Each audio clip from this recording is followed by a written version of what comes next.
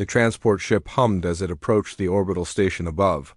Nexus 7, Marine Sergeant Jack Miller looked out the small viewport, watching the blue-green planet grow larger. He chewed his gum slowly, making it last. Good gum was hard to. "Come by this far from Earth?" "Approaching docking sequence," announced the ship's AI. "All passengers prepare for arrival procedures." Jack grabbed his duffel bag and joined the other 14 human soldiers in the loading bay. Lieutenant Diana Ramirez, their commanding officer, stood at the front with her tablet, checking off final details.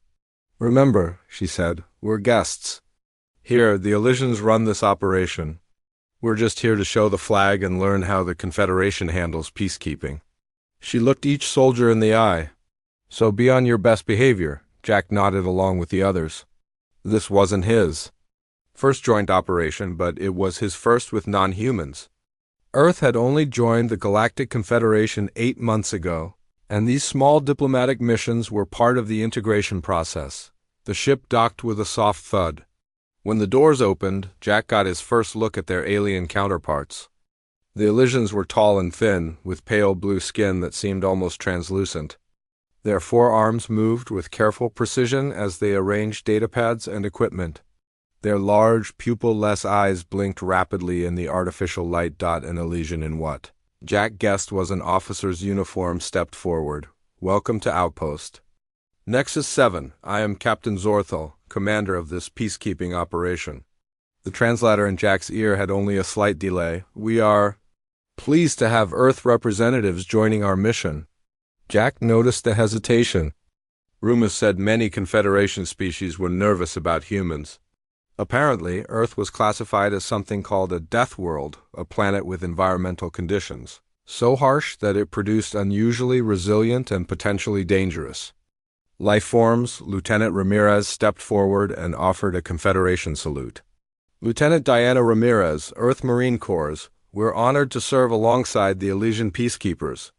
Captain Zorthal led them through the station to a briefing room. Along the way, Jack noticed other alien species watching them with obvious curiosity. Some even backed away slightly as the humans passed.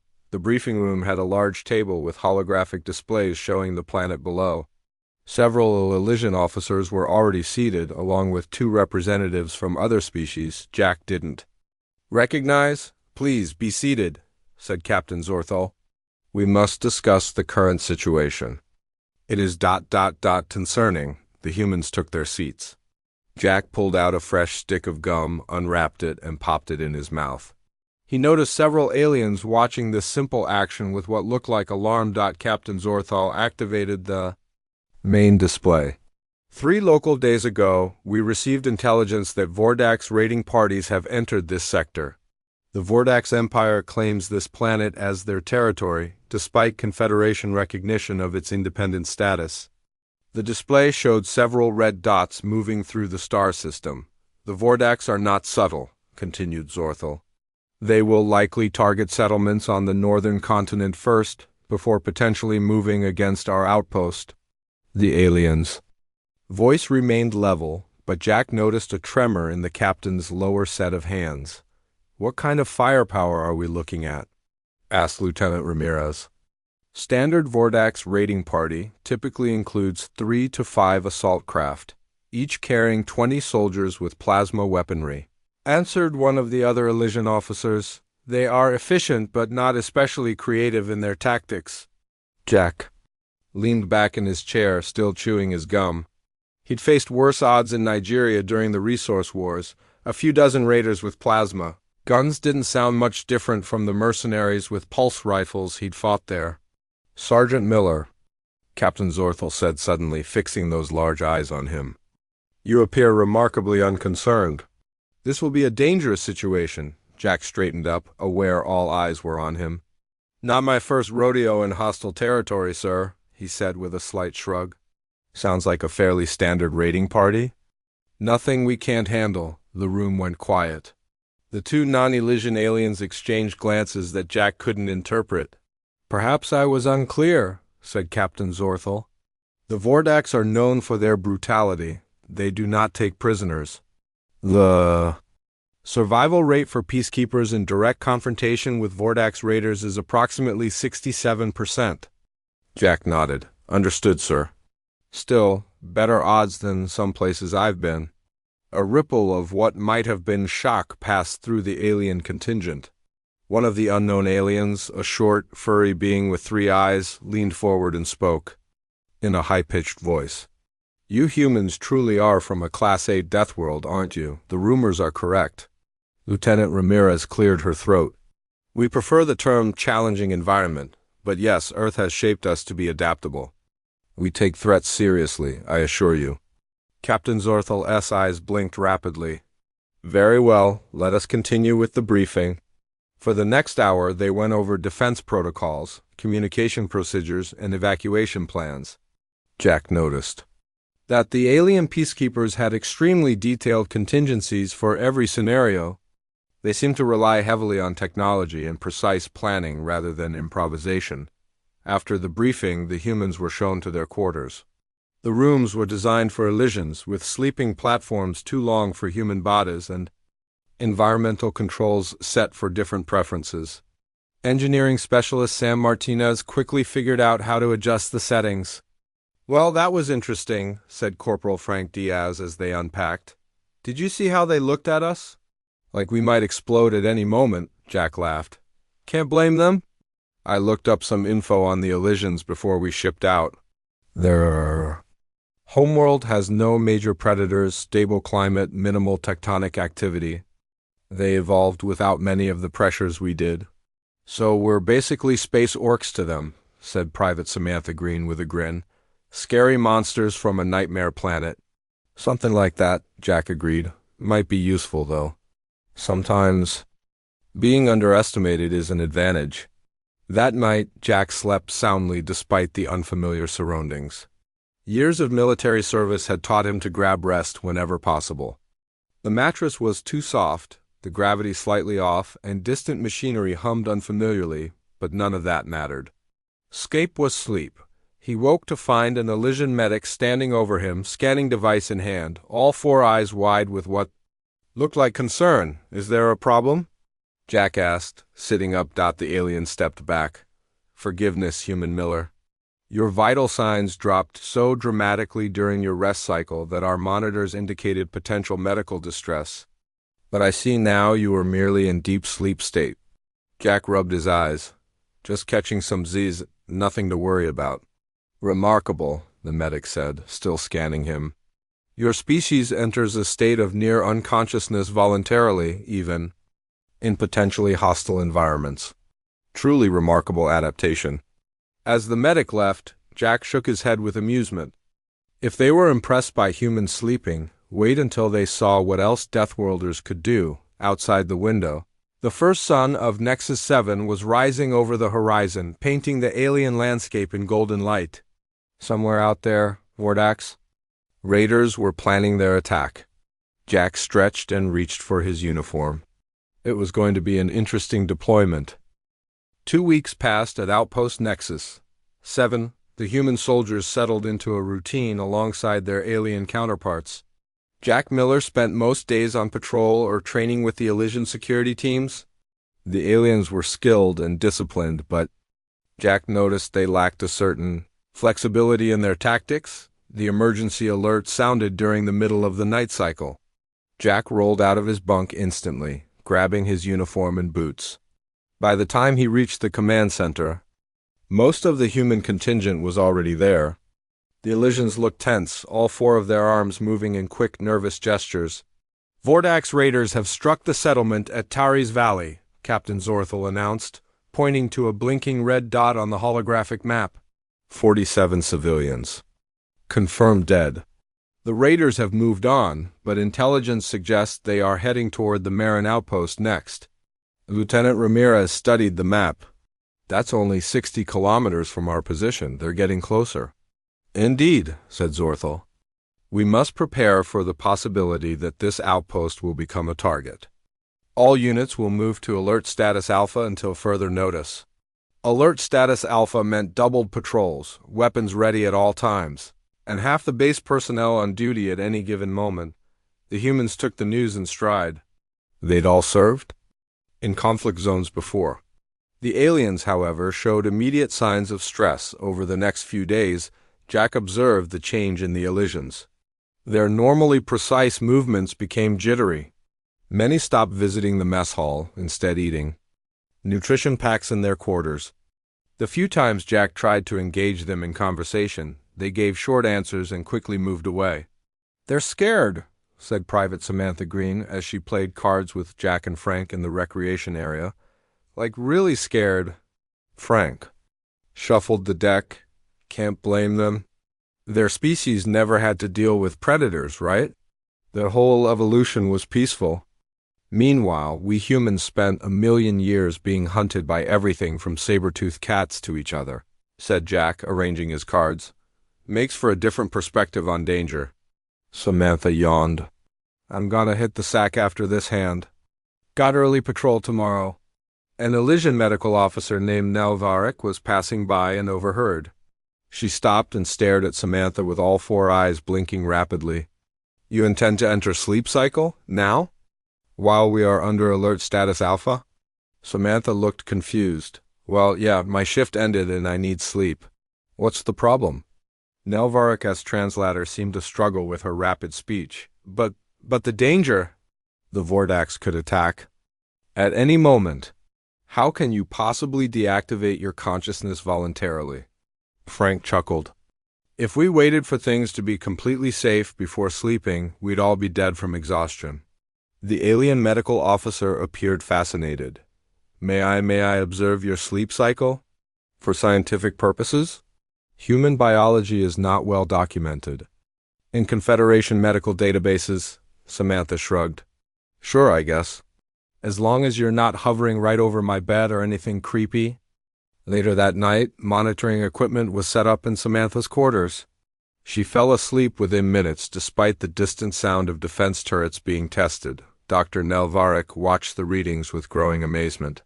"She has entered deep sleep phase already," the alien whispered to Jack, who had agreed to stay as a liaison. "Her brainwaves show no signs of vigilance patterns. It's as if her body doesn't know there is danger." Jack smiled. "Her body knows she needs rest more than it needs to worry. It's efficient." The next morning, Dr. Nelvarik called a meeting with the Elysian command staff. Jack and Lieutenant Ramirez were invited to attend. The humans display remarkable neurological patterns. The doctor explained, showing brain scan comparisons between Elysians and humans. While our brains maintain vigilance circuits even during rest periods, humans can fully deactivate these systems, allowing complete neural recovery. Captain Zorthal hands trembled slightly as he studied the data. "Is this why none of you seem concerned about the Vordax threat?" Lieutenant Ramirez shook her head. "We're concerned, Captain. We just process threat differently. Humans evolved to handle stress in bursts, with recovery periods in between. Staying at maximum alert all the time would kill us." "Fascinating," said Dr. Nelvarik. "A survival adaptation for a high-threat environment." 3 days later, the Vordax struck a monitoring station just 30 kilometers away. The outpost went into full battle readiness. Defense shields were activated and weapon systems were brought online. The Elysian staff worked efficiently, but Jack could see the toll the constant stress was taking on them by the 5th day of high alert. Many of the aliens showed physical symptoms of exhaustion. Their blue skin had taken on a gray tinge. Their movements, usually so precise, became clumsy. Several had to be relieved of duty when they made dangerous mistakes during routine operations. Meanwhile, the humans maintained their rotation system. They took their shifts seriously, but when off duty, they continued normal activities. They exercised in the gym, played games, and most importantly, they slept. One evening, the base was rocked by a series of explosions. The proximity alarms blared as something hit the outer defense shields. "Vordax scout ships," reported the sensor officer. "Testing our defenses." Through the command center windows, Jack could see flashes of light as the attacking ships fired energy weapons at the shield perimeter. It was a probing attack, designed to test responses rather than break through. Captain Zorthal gave orders in a voice that struggled to remain steady. The defense systems responded, driving the attackers back. When the all-clear finally sounded, the captain slumped in his command chair. "They will be back," he said, "with more ships." This was just the beginning. Jack left the command center and headed to the mess hall. He needed coffee. The automatic brewing system was complicated, but he'd figured it out his first week on base. As he waited for his coffee to brew, another series of explosions lit up the night sky outside the window. The Vordaks were making another pass. Further out this time, Dr. Nelvarek found him there, calmly stirring sugar into his coffee while energy weapons flashed in the distance. "You truly are remarkable creatures," she said. "Standing here preparing a beverage while death flies overhead." Jack took a sip of his coffee. "The shields are holding. The defense systems are working. Getting worked up won't help anything. Our security cameras recorded Private Green sleeping through the entire first attack," Nelvarek said. "Her vital signs barely changed when the explosions began. The footage has been shared among the entire alien staff. Many find it disturbing and reassuring," Jack smiled. "Tell them if they want to see something really impressive, they should watch Frank. That guy can sleep through anything. During training on Earth, he once napped under a transport vehicle while mechanics were working on it. Power tools, dropping metal parts, yelling mechanics nothing woke him up. As if on cue, another explosion lit up the sky. Jack didn't flinch. He just took another sip of coffee. "I believe," said Dr. Nelvarek slowly, "that the Confederation has much to learn from humans. Perhaps more than we realized." A week after the first probe attacks, the Vordaks launched a more serious assault. 3 ships breached the outer sensor perimeter and fired heavy weapons at the base shields. The impact shook the entire structure. Alarms blared throughout the outpost as everyone rushed to battle stations. Jack ran to his assigned position at the eastern defense turret. As he passed through the main corridor, he saw several Elysians frozen in place, their forearms trembling. The constant state of alert had worn them down to the breaking point. "Move it!" he shouted at them. "To your stations now!" They jerked into motion, but their movements were sluggish. Jack made a mental note to report this to Lieutenant Ramirez. If the alien troops were breaking down, the humans might need to take on more responsibilities. The attack lasted 3 hours. The base? Shields held, but barely. When the Vordaks finally retreated, Captain Zorthal called an emergency meeting with all section leaders. The captain looked terrible. His blue skin had turned almost gray, and all 4 of his eyes were bloodshot. His hands shook as he activated the holographic display. "Communication with Confederation Command has been cut off," he announced. "The Vordaks have deployed jamming satellites in orbit. We are on our own until reinforcements notice we have gone silent." "How long will that take?" asked Lieutenant Ramirez. "Standard protocol requires 24 hours of silence before investigation," said Captain Zorthal. "Then travel time. We should expect a minimum of 3 local days before help arrives." And the Vordaks?" asked Jack. "Will almost certainly attack in force before then," said the captain. "Our intelligence suggests they have gathered at least 12 ships in this sector." The alien officers in the room shifted uncomfortably. One of them, a tall Elysian named Tarvik, spoke up. "Captain, my security teams are struggling. Many have not rested properly in days. Reaction times are down 40%. Error rates are increasing." Lieutenant Ramirez glanced at Jack, then back at Captain Zorthal. "Sir, I have a suggestion. Let the human contingent take over the night cycle security positions." "All of them?" Captain Zorthal blinked rapidly. "All of them? But you only have 15 personnel." "We can handle it," said Ramirez confidently. "My people are trained for extended operations with minimal personnel. Your troops need rest more than anything right now?" The captain hesitated, then nodded. "Very well. Starting tonight, humans will cover all night cycle security positions. Elysian and Mithrani troops will take the day cycle." After the meeting, Lieutenant Ramirez gathered the human soldiers to explain the new arrangement. "We'll be stretched thin," she told them. 4-hour sleep shifts, maximum. "The rest of the time you're on duty," nobody complained. They had all been through worse. What about the aliens? Asked Frank. They look like they're about to collapse. That's exactly the problem, said Ramirez. Captain Zorthel finally admitted to me that Elysians aren't built for prolonged stress. Their bodies produce stress, hormones that don't break down properly. After a few days of high alert, they start to suffer physical damage. And we're just different? Asked Samantha. Jack answered before Ramirez could.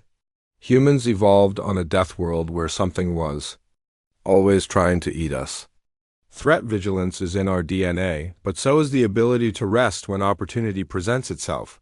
It's why we can sleep in a war zone. That night, Jack took position in the main guard tower. The dark sky occasionally lit up with distant flashes. As Vordak's ships maneuvered on the horizon, they were preparing for something big. Captain Zorthal appeared beside him. Surprising, Jack. The alien commander looked even worse up close. You should be resting, sir, said Jack. That was the whole point of us taking the night shift. I find it difficult, admitted the captain. Each time I close my eyes, I see the Vordak ships breaking through our defenses. Jack nodded sympathetically. Fear keeps you alert, but it also wears you down. We humans learned that lesson the hard way. How do you do it? Asked Zorthel. How do you set aside the fear when it is time to rest? Jack thought about it. We compartmentalize. We acknowledge the danger, prepare for it as best we can, and then ... we set it aside. Not because it isn't real, but because we know fear without rest makes us weak. The captain stared out at the dark horizon. I have commanded peacekeeping operations for 22 years. I have faced pirates, smugglers, and rebel factions. But never have I felt fear like this. With respect, sir, maybe that's the problem, said Jack. We humans face fear all the time, not just in war. Our planet tries to kill us with storms, earthquakes, diseases. We're used to living with danger. Zorthal was quiet for a long moment. The Confederation classified Earth as a Class 8 death world. Many thought it was an exaggeration. I see now it was not. Over the next 2 days, the human rotation system proved its worth. While the alien troops recovered some of their strength during day shifts, the humans maintained the outpost's security. During the night, they worked in short, intense shifts, grabbing sleep whenever possible. Dr. Nelvarek continued her study of human rest patterns. She set up monitoring equipment in the barracks and was amazed by what she found. They sleep in 90-minute cycles, she explained to Captain Zorthal. Even a single cycle provides significant recovery, and they can enter deep sleep within minutes of lying down. Is it something we could learn? Asked the captain hopefully. The doctor shook her head. I'm afraid not. It appears to be tied to their unique neurochemistry. A junior officer tried to mimic them by taking sleep supplements, but it caused a dangerous reaction. Their brains are simply structured differently. On the third night, Jack found Private Alex Rogers asleep at his post in the armory. The young soldier was curled up on a bench, using his jacket as a pillow. He was supposed to be inventorying and preparing weapons for the next day. Jack was about to wake him with a sharp word when he noticed something. Despite being asleep, Rogers had completed most of his work. Neat rows of checked and loaded weapons lined the shelves. He had simply worked until exhaustion took over, then grabbed a few minutes of rest. Instead of waking him harshly, Jack gently shook his shoulder. Rogers, up and at M.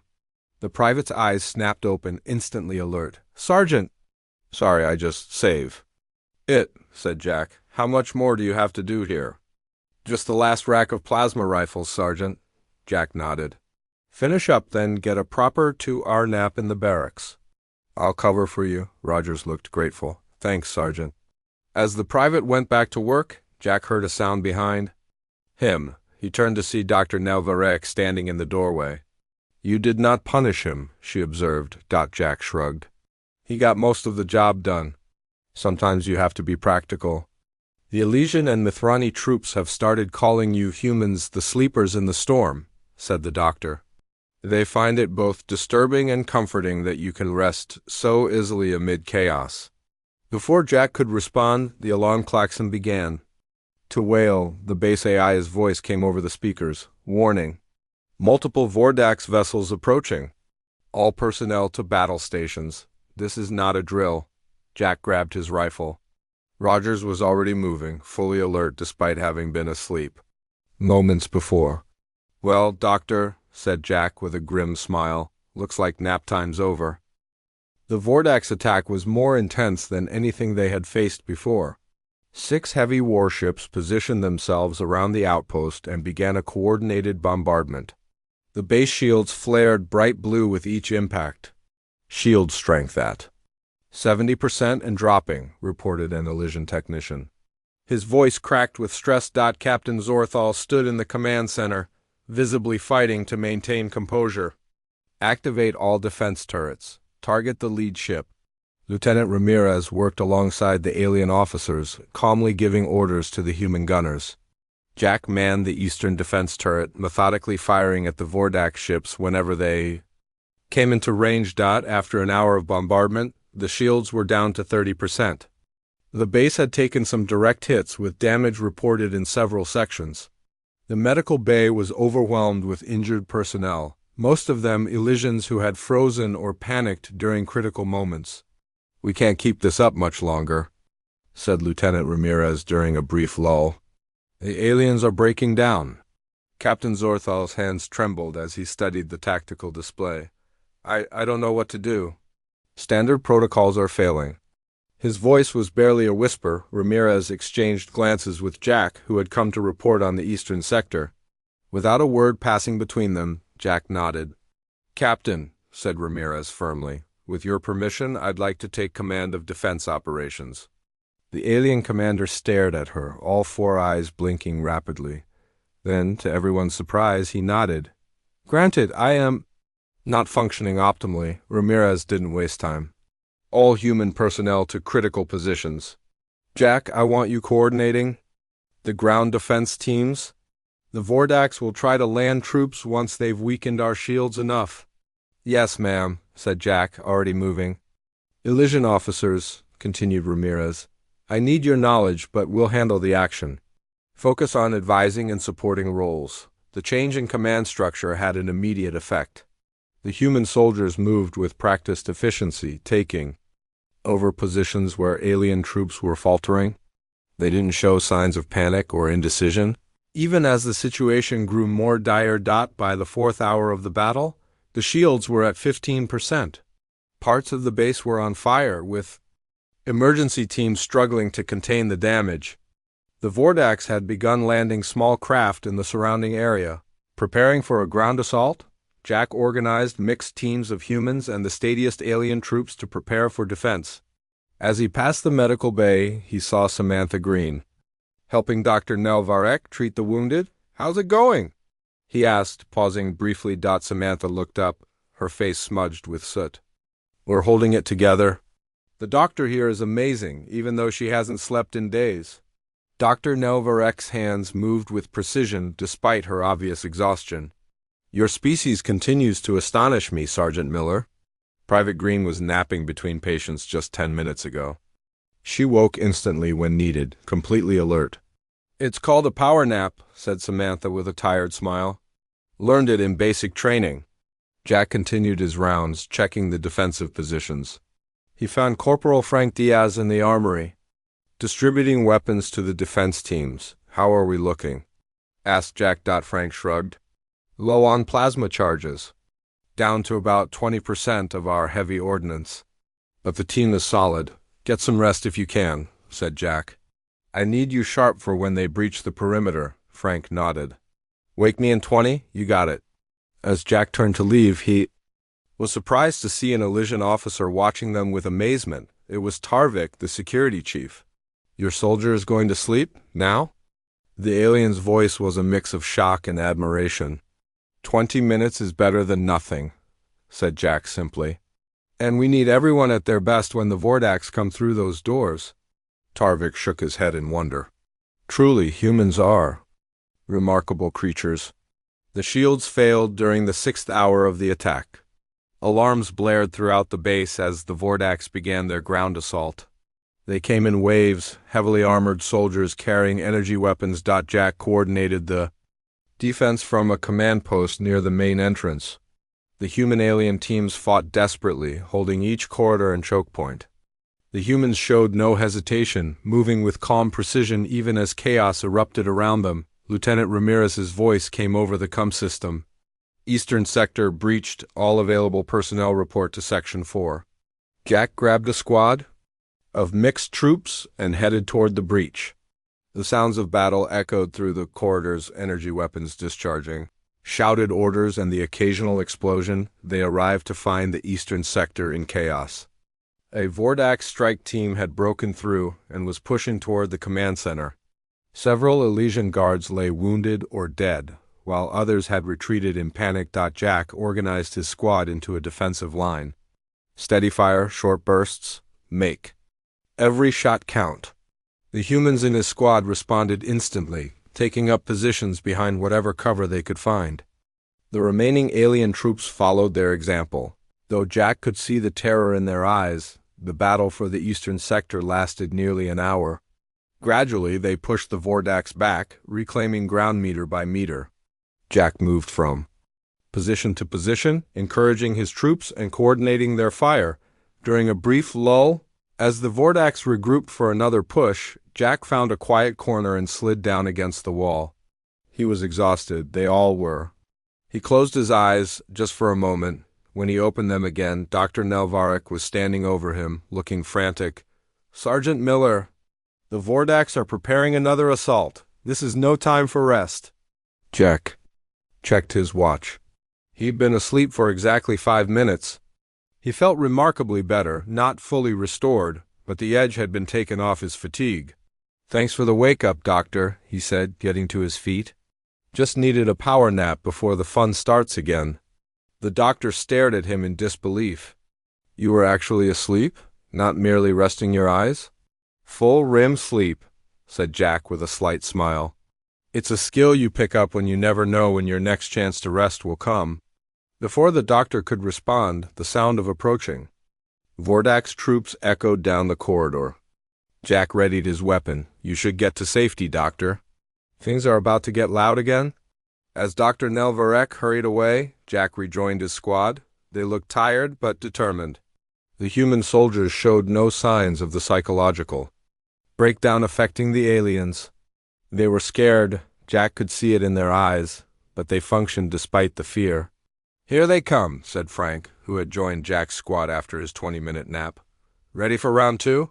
Jack nodded, sighting down his weapon as the first Vordax soldiers appeared at the end of the corridor. "Ready as we'll ever be."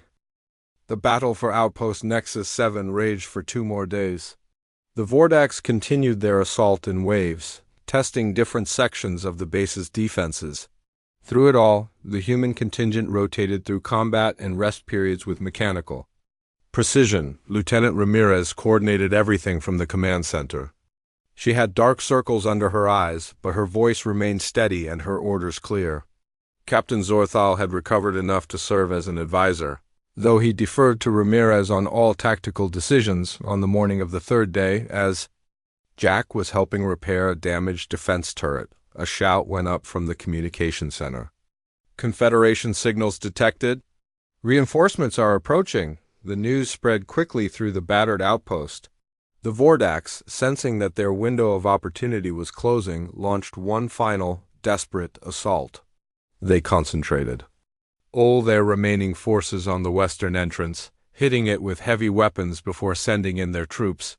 "All available personnel to the western sector," ordered Lieutenant Ramirez over the comm system. "This is their last push." Jack gathered his squad and raced through the corridors. Parts of the base were without power, and smoke filled many sections. They reached the western entrance to find it in chaos. The outer doors had been breached, and Vordax soldiers were pouring in. The few remaining Elysian defenders were falling back in disarray. Jack spotted Tarvik trying to organize a defensive line, but many of the alien troops were too exhausted or frightened to respond properly. "Humans, with me!" shouted Jack. "Form up behind those barriers." The human soldiers moved instantly into position, taking cover and laying down coordinated fire. Their discipline stood in stark contrast to the panicking aliens around them. For 40 minutes, they held the western entrance against the Vordax assault. The fighting was intense, with energy weapons scorching the walls and casualties mounting. On both sides, 3 human soldiers were wounded, but they continued fighting. Jack found himself beside Tarvik behind a fallen support beam. The Elysian officer's hands trembled as he fired his weapon. How are you all so calm? Gasped Tarvik between shots. We're being overrun. Jack checked his ammunition before replying. We're not calm, we're focused. There's a difference. Loud explosion rocked the entrance hall as a Vordax heavy weapon hit a power conduit. In the confusion that followed, a group of Vordax soldiers broke through the defensive line and pushed deeper into the base. They're heading for the command. Center, shouted Frank. We need to cut them off. Jack nodded. You and Rogers take the main corridor. I'll go through maintenance tunnels and flank them. He moved quickly through the narrow maintenance passages, emerging ahead of the Vordax strike team. As he prepared to engage them, the base shook with a series of new explosions, but these came from outside. Confederation forces have engaged the Vordax fleet, announced the base AI. All personnel hold positions. The Vordax soldiers hesitated, caught between Jack's position and Frank's team closing in from behind. Their commander barked orders and they turned to retreat. Don't let them regroup, shouted Jack, pressing the attack. Caught in the crossfire, the Vordax strike team surrendered. As Jack and Frank secured the prisoners, a message came through on all channels. This is Admiral Karn of the Confederation Defense Force. The Vordax fleet is retreating. Hold your positions. Reinforcements are landing now. A cheer went up throughout the base. The battle was over. 2 days later, with Confederation security forces fully in control of the outpost and the Vordax driven from the system, Captain Zorthal called a formal debriefing. All surviving personnel gathered in the partially repaired command center.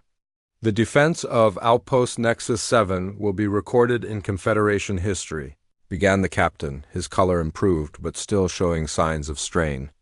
Against overwhelming odds, this base held. And we must acknowledge the critical role played by our human allies. The gathered aliens all turned to look at the small group of human soldiers.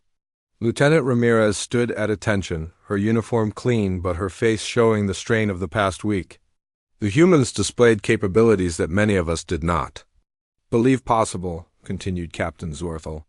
Their ability to function under extreme stress, to rest effectively during combat situations, and to maintain psychological stability in the face of overwhelming threat has been educational. Dr. Nelvarek stepped forward, holding a datapad. I have compiled my observations of human stress responses during the crisis. I believe this data will be valuable to the Confederation. She activated a holographic display showing recordings from throughout the base during the battle. One clip showed Samantha sleeping peacefully in the medical bay between treating patients. Another showed Frank napping in the armory while explosions rattled the walls. A third showed Jack brewing coffee during an artillery barrage. What we initially perceived as recklessness, said Dr. Nelvarek, appears to be an evolutionary advantage. Humans can compartmentalize threat in a way no other known sentient species can, allowing them to conserve energy precisely when most needed. Admiral Karn, a tall Elysian with decorations covering all 4 of his arms, studied the footage with interest. This explains much about human military effectiveness. Their species is new to the Confederation, but perhaps we have underestimated their potential contribution. Lieutenant Ramirez stepped forward. Admiral, my troops performed as any human soldiers would. On Earth, our ability to rest during combat operations isn't considered remarkable. It's necessary for survival. Nevertheless, said the Admiral, I will be recommending a new classification for human integration into Confederation defense forces. Specifically, humans should be prioritized for crisis response and high-stress environments where other species quickly degrade. After the meeting, Jack found himself approached by Captain Zorthal in a quiet corridor. Sergeant Miller said, The captain, I wish to thank you personally. Your actions during the crisis were illuminating for me. Jack shrugged. Just doing my job, sir. There is one thing I still do not understand, said Zorthel. Even now, with the danger past, many of my officers cannot sleep. The memories of battle keep them awake. Yet you humans seem to have no such difficulty. We still have nightmares, admitted Jack.